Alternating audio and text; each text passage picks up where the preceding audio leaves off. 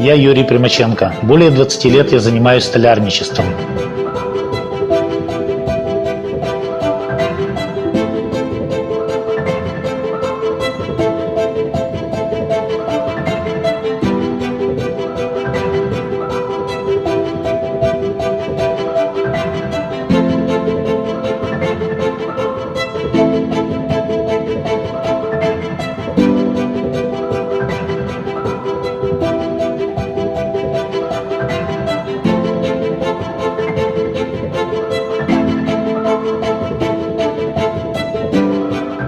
Вместе с Инто мы решили создать проект детских санок без использования металлического крепежа, а только лишь применяя клеевые технологии 3М.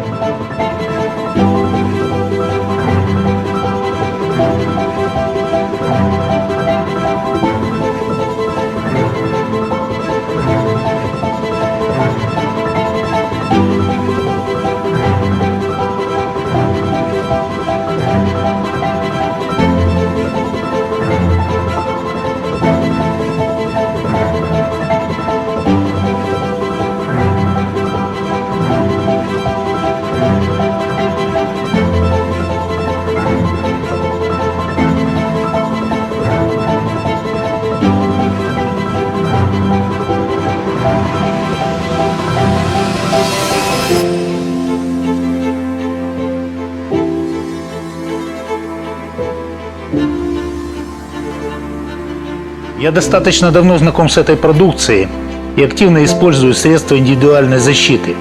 Это гарантия моей безопасности и безупречного качества.